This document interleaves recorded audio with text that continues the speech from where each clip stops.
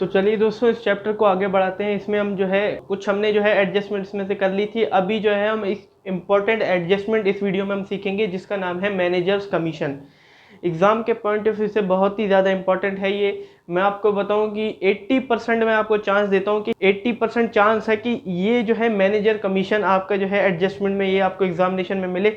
8 number का question बनता है जिसमें एडजस्टमेंट्स आती हैं, उसमें से ये मैनेजर कमीशन की एडजस्टमेंट्स जो है आपको दे सकता है, क्योंकि इसमें कैलकुलेशंस भी बहुत होती हैं और साथ में हमें जो है इसकी इफेक्ट भी लेने होते हैं और इसका कॉन्सेप्ट मैं बोलूँ तो वो थोड़ा सा कॉम्प्लिकेट हो जाता है बच्चों के लिए। तो इस वीडियो में कॉन्सेप्ट भी मैं आपको समझाऊंगा, साथ में कैलकुलेशन भी जो है कैसे कैसे होती है वो भी मैं आपको जो है इस वीडियो में समझाऊंगा। तो अगर आपको इस कंटेंट में इंटरेस्ट है तो प्लीज़ मेरे चैनल को ज़रूर से ज़रूर सब्सक्राइब करें, मेरे फ्रेंड्स और रिलेटिव्स के साथ उसको शेयर करें। तो चलिए आइए बिना टाइम वेस्ट के इस वीडियो को शुरू करते हैं।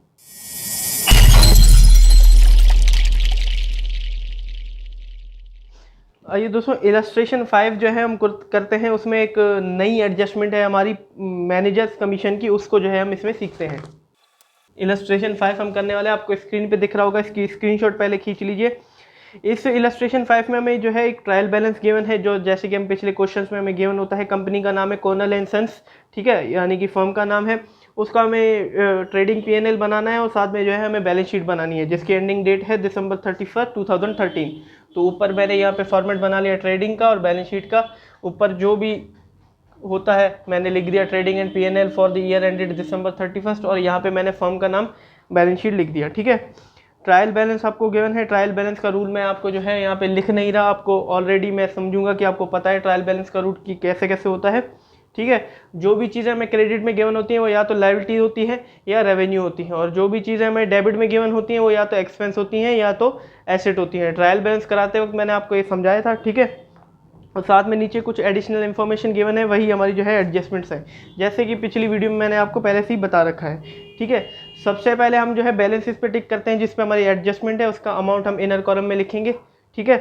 सबसे पहले है यहाँ पे क्लोजिंग स्टॉक, उसको नहीं। प्रोवाइड डेप्रिसिएशन बिल्डिंग और फर्नीचर, बिल्डिंग और फर्नीचर पे टिक करना है। फर्स्ट से जो है 5th एंट्री है बिल्डिंग की, उस पर टिक कर लीजिए, और लास्ट से जो है 3rd लास्ट एंट्री है फर्नीचर पे, उस पर टिक कर लीजिए, ठीक है। फिर है आउटस्टैंडिंग सैलरी, सैलरीज आउटस्टैंडिंग है तो सैलरीज पे टिक कर लीजिए, दूसरे कॉलम की 2nd एंट्री है, ठीक है। और अनएक्सपायर्ड इंश्योरेंस यानी कि प्रीपेड ही होता है ये, और इंश्योरेंस 1st एंट्री है दूसरे कॉलम की, उसको टिक कर लीजिए। एक्रूड कमीशन, कमीशन पे टिक कर लीजिए, एक्रूड है कमीशन, ठीक है। क्रेडिट कमीशन की आप दूसरे कॉलम पे देख सकते हैं 5वीं एंट्री है, और मैनेजर कमीशन तो अलग एंट्री है, वो मैं आपको जो है सिखाऊंगा अभी। तो सबसे पहले बैलेंसेस को पुट करते हैं, फिर हम जो है करते हैं एडजस्टमेंट। सबसे पहले गिवन है हमें कैपिटल, लायबिलिटी है फर्म के लिए, इनर कॉलम में अमाउंट लिखा जाएगा। फिर हमें गिवन है परचेजेस, दूसरी एंट्री होगी ट्रेडिंग अकाउंट की। परचेजेस लिखने से पहले यहाँ पे रिटर्न भी है, रिटर्न आउटवर्ड, ठीक है, तो इनर कॉलम में उसका अमाउंट लिख देते हैं। फिर हमें गिवन है सेल्स, सेल्स क्रेडिट में आएगा ट्रेडिंग के। फिर हमें गिवन है रिटर्न आउटवर्ड, वो परचेज रिटर्न होता है तो माइनस किया जाएगा। अमाउंट जो हमें गिवन है 1000 तो माइनस करके 81,000 अमाउंट आ गया, ठीक है। फिर हमें गिवन है बिल्डिंग, बैलेंस शीट में आएगा बिल्डिंग, बट इस पर एडजस्टमेंट है तो इसका अमाउंट जो है इनर कॉलम में लिखा जाएगा 45,000। फिर हमें गिवन है ओपनिंग स्टॉक, पहली एंट्री ट्रेडिंग अकाउंट की, क्या अमाउंट है 15,000, ठीक है।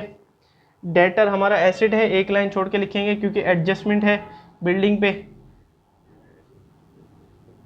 बैलेंस शीट के एसेट साइड में लिखा जाएगा डेटर 20,100, ठीक है। फिर है हमारे क्रेडिटर, लायबिलिटी है 28,000।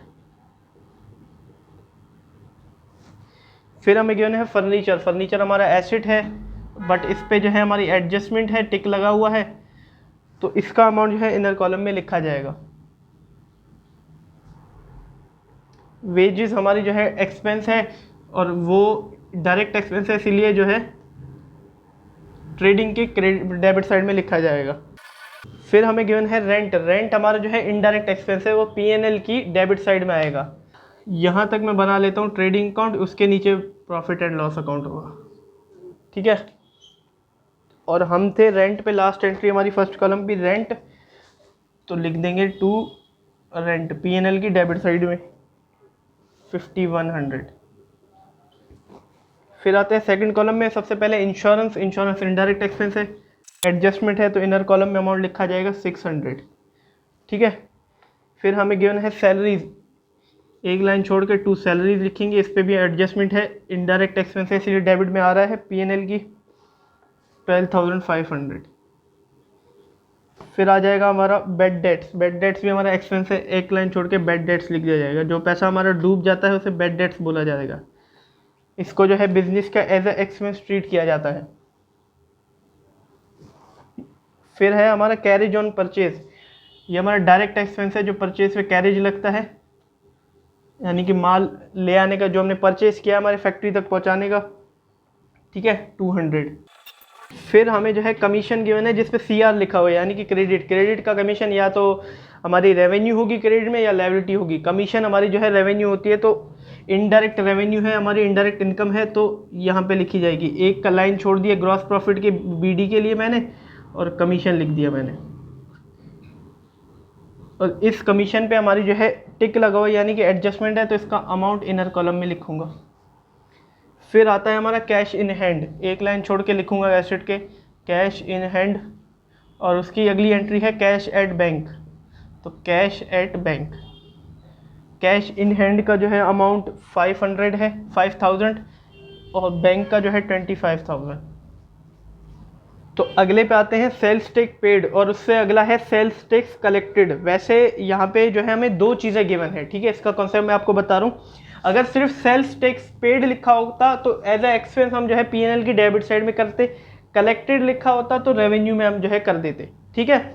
यहाँ पे दो चीज़ें गिवन है, सेल्स टैक्स पेड और कलेक्टेड। ये पुरानी बुक है, अभी सेल्स टैक्स रहा नहीं है, अभी GST हो गया सब, फिर भी इसका मैं आपको बता देता हूँ, वैसे कोई काम की चीज़ नहीं है, ये टैक्स जो है अभी हट चुका है, ठीक है। सेल्स टैक्स पेड मतलब कि यहाँ देखिए, अब सेल्स टैक्स पेड हमने जो पे किया है सेल्स टैक्स, वो हमारे जो है 5000 है, ट्रायल बैलेंस में हमें गिवन है, आप देख सकते हैं, ठीक है। और जो हमने कलेक्ट किया है वो हमारा जो है कितना है, कलेक्टेड कितना है 3500, ठीक है। हमने जो है 3500 का सेल्स टैक्स हमें मिला है, हमने कस्टमर को बेचा होगा, उससे हमने जो है सेल्स टैक्स लिया होगा 3500 का, और सरकार को हमने कितना पे किया 5000 का, ठीक है।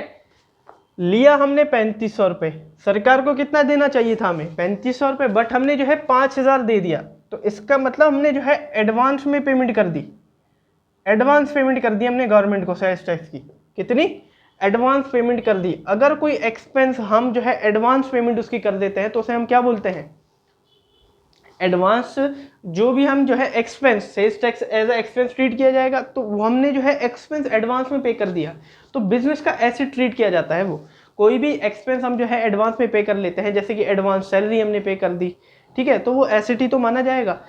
सेल्स टैक्स भी हमने एडवांस पेमेंट कर दी, कितनी एडवांस कर दी 3500 का था 5000, यानी कि 1500 रुपये हमने जो है एडवांस पेमेंट कर दी, इसी का डिफरेंस 1500 रुपये ही बनेगा, ठीक है। 1500 रुपये हमने जो है एडवांस सेल्स टैक्स पे कर दिया, तो सीधा सीधा यहाँ पे एसेट साइड लिख दो एडवांस सेल्स टैक्स पेड, कितना 1500, पूरा डिफरेंस हमने लिख दिया, ठीक है। यानी कि कैसे हमने निकाला, 5000 में से 3500 रुपये हमने माइनस कर दिए, तो 1500 रुपये हमारा जो है एडवांस सेल्स टैक्स पेड निकल गया। अगर सिर्फ सेल्स टैक्स पेड होता तो हम P&L की डेबिट साइड में लिख देते, ठीक है। तो इसका कॉन्सेप्ट सीधा सीधा यही बनता है हमारा। फिर आता है इंटरेस्ट ऑन इन्वेस्टमेंट, हमें जो है इन्वेस्टमेंट हमने कोई की थी उस पर इंटरेस्ट मिला है, तो हमारी जो है रेवेन्यू है ये इनकम है, तो P&L की क्रेडिट साइड में आ जाएगा। इंटरेस्ट, सॉरी एक लाइन छोड़ के जो है लिख देता हूँ मैं, कमीशन पे हमारी जो है इंटरेस्ट ऑन इन्वेस्टमेंट 500, ठीक है। तो सारे बैलेंसेस हमने पुट कर दिए, अब जो है हम एडजस्टमेंट्स कर लेते हैं, ठीक है। कुछ कुछ एडजस्टमेंट्स हमारी सारी वैसे सीखी हुई हैं, सिर्फ मैनेजर कमीशन हमें जो है इसमें नहीं सीखनी है, वही कर लेते हैं। सबसे पहले क्लोजिंग स्टॉक, एक तो क्रेडिट साइड आएगा ट्रेडिंग अकाउंट की, और दूसरा बैलेंस शीट में आ जाएगा क्लोजिंग स्टॉक 20,000। मैं इसको जो है ज़्यादा एक्सप्लेन नहीं करूँगा, जो मुझे एक्सप्लेन करनी है यानी कि मैनेजर कमीशन, वो उसको जो है मैं एक्सप्लेन करूँगा 20,000। बाकी तो हमने जो है पहली पिछली वीडियो में सीखी हुई है।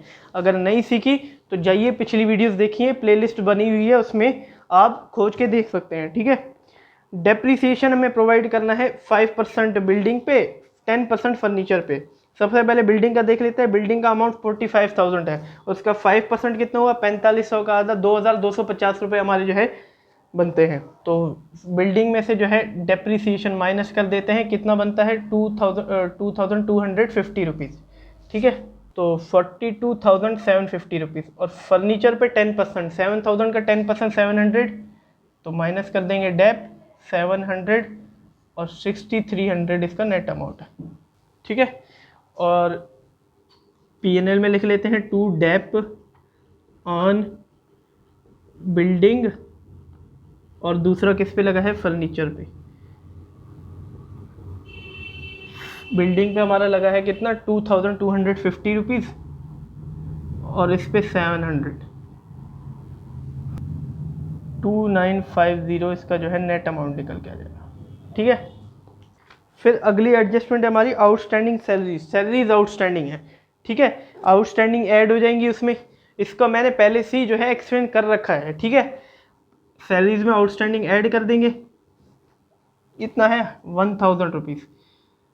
ठीक है, और 13,500 हमारे जो है इसमें नेट अमाउंट आ जाएगा, और आउटस्टैंडिंग सैलरीज बैलेंस शीट की लायबिलिटी साइड में लिख लेंगे। ठीक है, ये एडजस्टमेंट हमें आउटस्टैंडिंग की पहले ही मैं आपको सिखा चुका हूँ 1,000। ठीक है, फिर हमारा आ जाता है अनएक्सपायर्ड इंश्योरेंस। अनएक्सपायर्ड मतलब प्रीपेड ही होता है। ठीक है, तो प्रीपेड माइनस कर देंगे इंश्योरेंस में से, ये ऑलरेडी मैं आपको सिखा चुका हूँ। ठीक है, ये सारी प्रीपेड वगैरह जो भी एडजस्टमेंट हमारी होती हैं। प्रीपेड इंश्योरेंस कितना है 50 रुपीज़, माइनस कर दिया और 550 नेट निकल के आ गया। और प्रीपेड हमारा एसेट होता है, तो यहाँ पे लिख दिया प्रीपेड इंश्योरेंस। ठीक है, और 50 रुपीज़ है ना, 50 रुपीज़। फिर आता है हमारा एक्रूड कमीशन। एक्रूड की भी मैं आपको पहले से ही सिखा चुका हूँ। ठीक है, हमें कोई कमीशन जो है हमने कमा तो ली हो बट मिली नहीं है वो इनकम, तो प्लस कर देंगे एक्रूड। ठीक है, इसका मैंने ऑलरेडी आपको सिखा रखा है एक्रूड कमीशन का, और एक्रूड कितना है 300 रुपये है। ठीक है, 300 रुपये, तो ये 1800 हमारा जो है नेट निकल के आ गया। और एक्रूड हमारा एसेट होता है। एक्रूड कमीशन कितनी है 300। ठीक है, तो ये एडजस्टमेंट बेसिकली मैं पहले से ही आपको जो है सिखा चुका हूं। अब हमारी जो है मेन एडजस्टमेंट हमारी आ जाती है मैनेजर कमीशन की।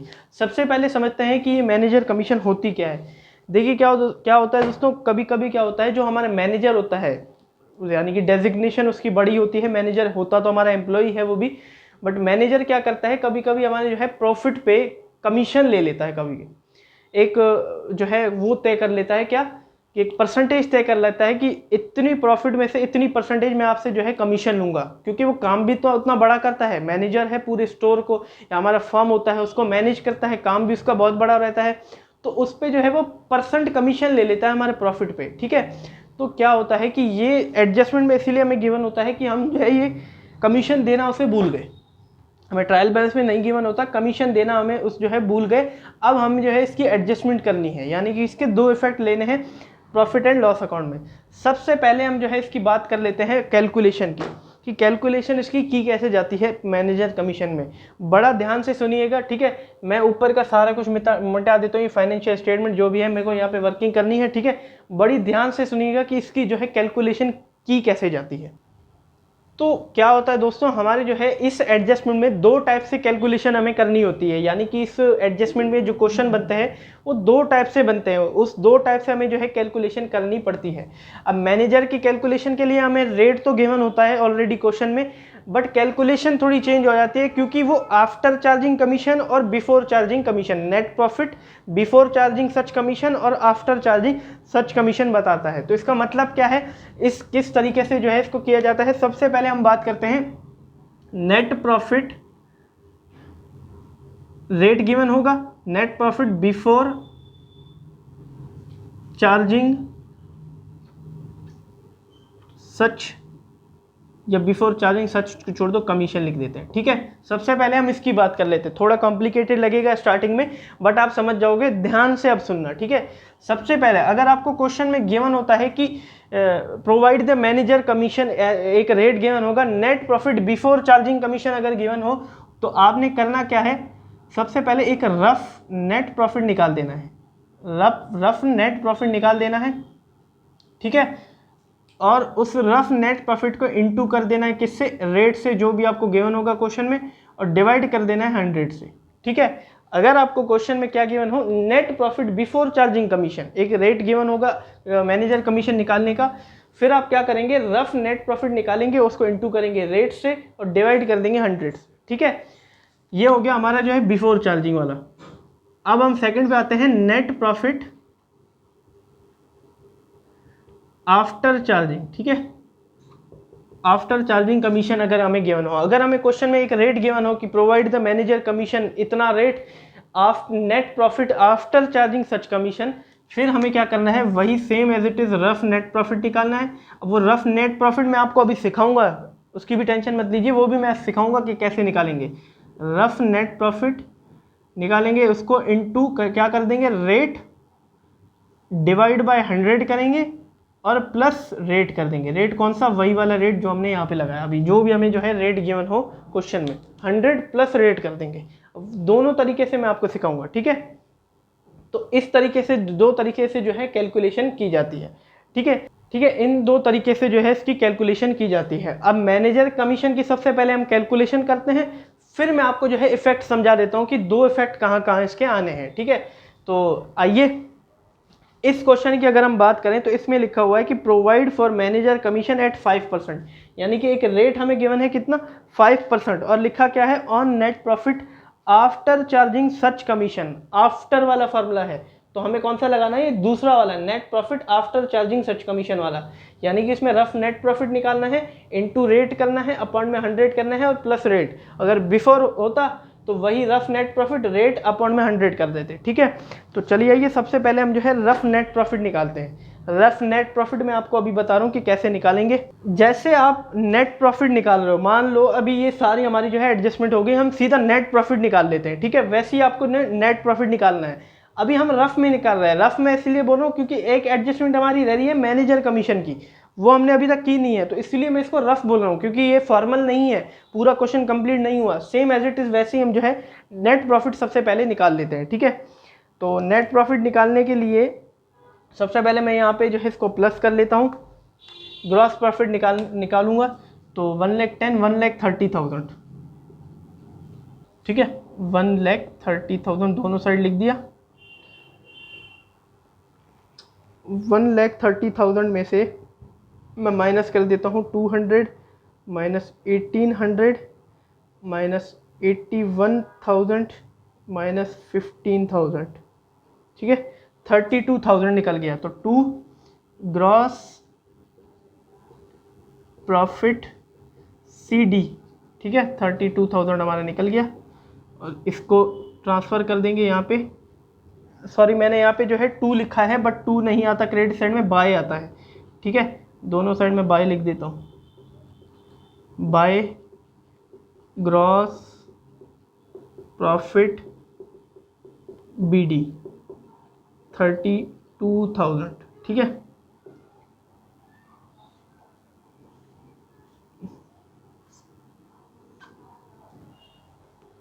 सबसे पहले इसी को ऐड कर लेते हैं नेट प्रॉफिट निकालने के लिए। तो क्रेडिट साइड ही बड़ा लग रहा है, तो 32,000 में प्लस कर देता हूँ 1,800 प्लस कर देता हूँ 500। ठीक है, तो 34,300 आंसर आ रहा है, दोनों साइड लिख देता हूँ। अब जो है ये सारा माइनस कर देते हैं, तो रफ नेट प्रॉफिट मेरा जो है निकल के आ जाएगा 2,950 माइनस 200 माइनस 13,500 माइनस 550 माइनस 5,100।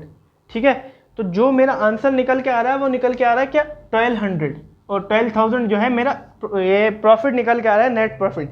अब मैं इसको यहाँ 2 नेट प्रॉफिट नहीं लिखूंगा, क्योंकि मेरी अभी तक जो है एडजस्टमेंट कंप्लीट नहीं हुई, और यही मेरा क्या बन जाएगा, अभी रफ नेट प्रॉफिट बन जाएगा। रफ नेट प्रॉफिट मेरा जो है बन के निकल के आ गया। तो इसी रफ नेट प्रॉफिट को मैं इनटू कर दूंगा किससे, रेट से। रेट कितना गिवन है 5%, तो 5 डाल दिया, अपॉन में 100 और प्लस कर दूंगा रेट, तो +5।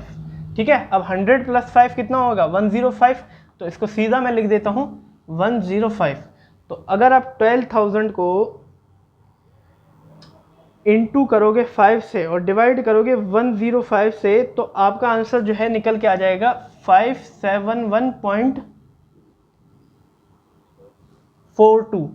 ठीक है, तो मोटा मोटा 571 रुपीज़ जो है कमीशन निकल के आई है। ठीक है, अमाउंट हमें पता लग गया। ये कैलकुलेशन मैंने आपको बताया 2 टाइप से करेंगे, हमने जो है कैलकुलेशन कर ली, अमाउंट हमें जो है पता लग गया कि कमीशन का अमाउंट क्या है, कमीशन का अमाउंट हमें पता लग गया। अब हम जो है इफेक्ट ले लेते हैं। ठीक है, अब दोस्तों देखिए, सबसे पहले आप ये सोचिए कि कमीशन हमारे बिजनेस के लिए क्या है, किस नेचर की है कमीशन। देखिए, कमीशन भी एक हिसाब से हमारा जो है खर्चा ही तो है। कमीशन भी जैसे कि हम अपने एम्प्लॉयज़ को सैलरीज देते हैं, वैसे ही हम मैनेजर को अपनी कमीशन दे रहे हैं।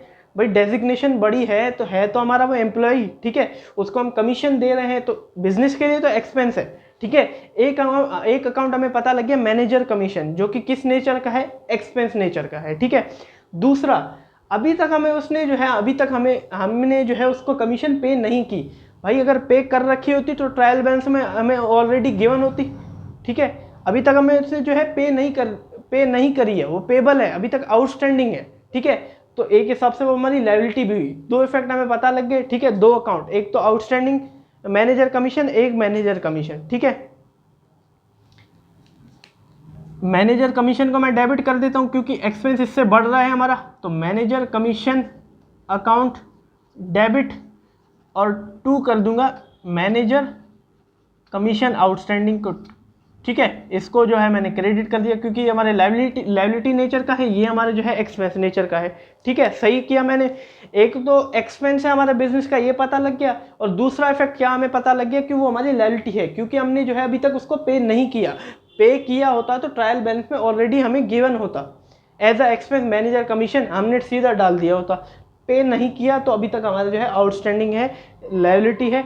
ठीक है, तो नेट एंट्री हमारी क्या बनी, manager commission account debit to manager commission outstanding, या पेबल भी आप लिख सकते हो। ठीक है, अमाउंट हमें ऑलरेडी पता लग गया 571 का है, कैलकुलेशन मैंने आपको बता दी। ठीक है, 571 इफेक्ट ले ले, मैनेजर कमीशन डेबिट में है, डेबिट में या तो एक्सपेंस होगा या तो लायबिलिटी होगा, या तो एसेट होगा या तो एक्सपेंस होगा। अब हम मैनेजर को कमीशन दे रहे हैं, तो हमारा खर्चा है कि हमारा एसेट है, खर्चा है तो खर्चा है, लिख दो P&L में। इनडायरेक्ट एक्सपेंस है वो, क्योंकि मैनेजर जो है उसमें होता नहीं है फैक्ट्री में। तो 2 मैनेजर कमीशन कितना है, अमाउंट हमने अभी कैलकुलेट किया 571। ठीक है, दूसरा ले लेते हैं मैनेजर कमीशन आउटस्टैंडिंग। अब ये क्रेडिट में गिवन है, या तो लायबिलिटी होगी या रेवेन्यू होगी। आउटस्टैंडिंग हमने अभी तक पे नहीं की, हमारी लायबिलिटी है, तो लिख दो यहाँ पे लायबिलिटी दी, मैनेजर कमीशन आउटस्टैंडिंग कितना है 571। अब कैलकुलेशन कैसे की है वो मैंने आपको बता दिया। ठीक है, 2 टाइप से कैलकुलेशन होती है वो भी बता दिया, और क्या इफेक्ट होंगे वो भी बता दिया। जर्नल एंट्री नहीं, आपको गाइड कर दिया क्या इफेक्ट लेने हैं। चलो अब सीधा नेट प्रॉफिट निकाल लेते हैं।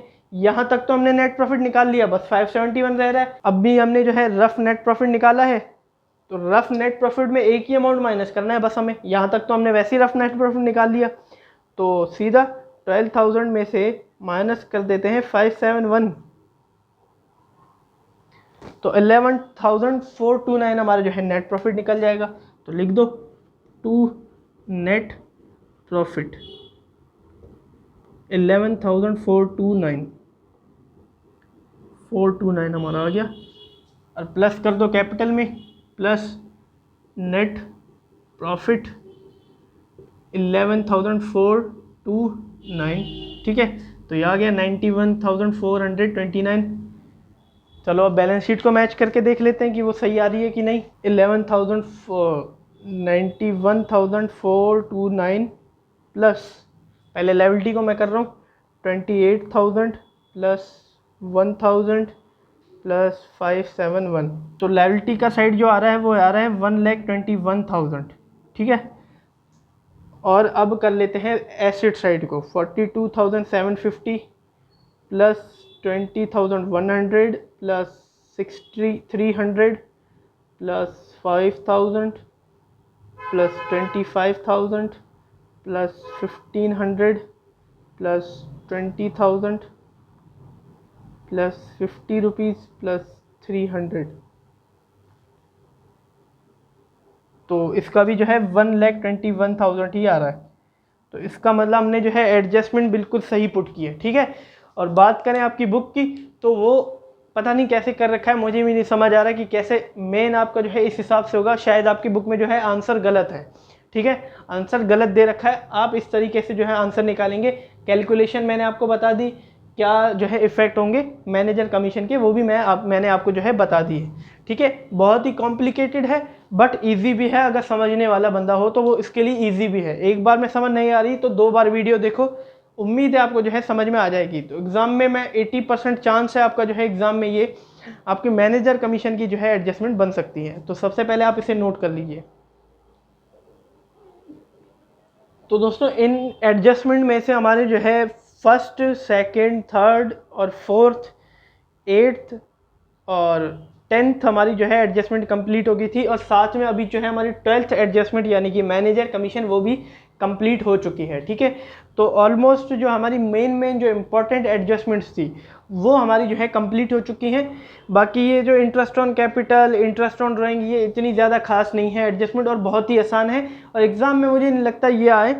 मैनेजर कमीशन हमारी बहुत ही ज़्यादा इंपॉर्टेंट जो है ये एडजस्टमेंट थी, जो कि मैंने आपको इस वीडियो में सिखाई, ठीक है। आगे आने वाली एबनॉर्मल लूजेस वो शायद हो सकता है जो है आपका आ जाए, ठीक है। ये भी मैं आपको जो है अगली वीडियो में सिखाऊंगा।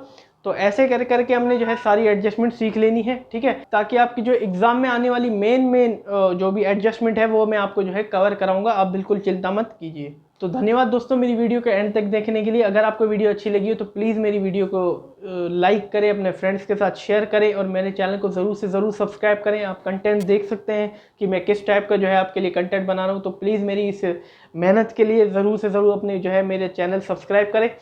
तो अगर आपको वीडियो अच्छी लगी हो तो प्लीज़ मेरी वीडियो को लाइक कीजिएगा। चलते हैं हम भी। Have a nice day.